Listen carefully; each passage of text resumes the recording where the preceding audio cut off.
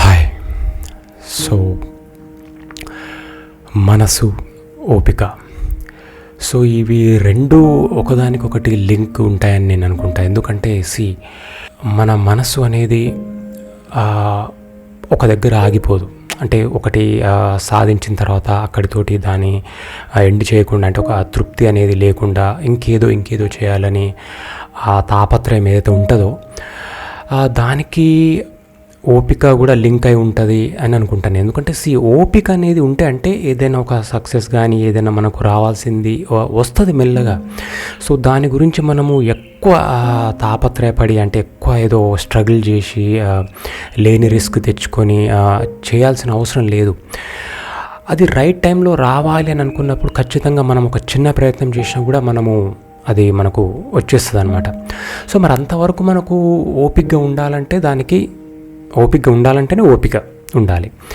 So ఆ ఓపిక అనేది లేకపోతే మనకు సక్సెస్ రావట్లేదనో, లేకుంటే మనం అనుకుంది కావట్లేదనో మనము ఒక డిసప్పాయింట్మెంట్ మోడ్లో వెళ్ళిపోతుంటాం అనమాట.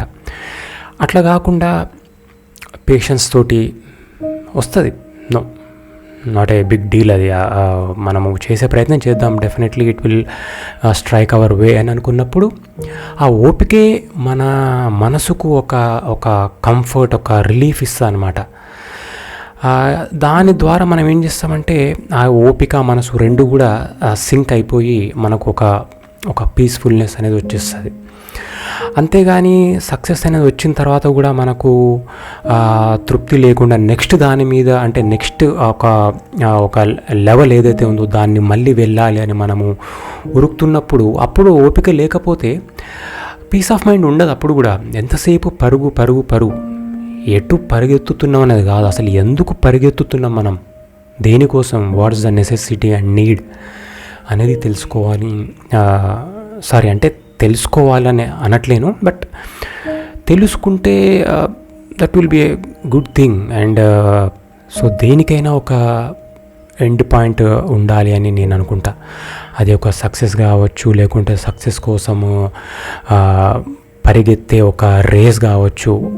మరి ప్రపంచంలో అందరూ ఎందుకు ముందుకు పోతున్నారు అంటే I cannot answer that. But డెఫినెట్గా మనకు ఒక లైఫ్ వచ్చింది అంటే ఒక దగ్గర మనము ఎండ్ పాయింట్ చేసుకోవచ్చు, అన్లెస్ అంటే ఒక నెసెసిటీ ఖచ్చితంగా ఉంది అంటే తప్ప. లేదంటే ప్రతి దానికి మనం ఎండ్ పాయింట్ అక్కడ పెట్టుకోవచ్చు, నాట్ ఏ బిగ్ డీల్. ఎందుకంటే అంతకు మించి నువ్వు ఎంత బతికినా కూడా అదే ఉంటుంది. అంటే ఆ లైఫ్లో పెద్ద మార్పు అనేది ఏముండదని నేను అనుకుంటా. ఒక సక్సెస్ వచ్చిన తర్వాత 10 రకాల అవకాశాలు, లేకుంటే ఒక 10 మంది మనకు ఎదురుపడము, ఇట్లాంటివన్నీ ఎక్స్పీరియన్స్ అన్నీ కావచ్చు. బట్ అసలు దాంతో మనకు అసలు ఏమొస్తుంది, what is the ultimate thing in our life అని అనుకున్నప్పుడు ఒక లిమిట్ అనేది ఉంటుంది డెఫినెట్గా. అయితే అందరికీ తెలియకపోవచ్చు లిమిట్, కాబట్టి they are running. But one who knows the limit to what extent he should run for success అనేది తెలుసుకుంటే it all will be peaceful. మరి లైఫ్ అంతా ఏం చేయాలంటే వచ్చిన దాన్ని మనం ఆస్వాదిస్తూ, పక్క వాళ్ళకి ఏదైనా చిన్న సలహాలు ఇస్తూ యూ కెన్ గో ఆన్. నువ్వు ప్రత్యేకంగా రేస్లో ఉండాలని అయితే అవసరం లేదు. బట్ ఎనీవేస్ ఇదంతా నేను just what I feel I'm saying, అంతేగాని I'm not yeah, anyways, thank you.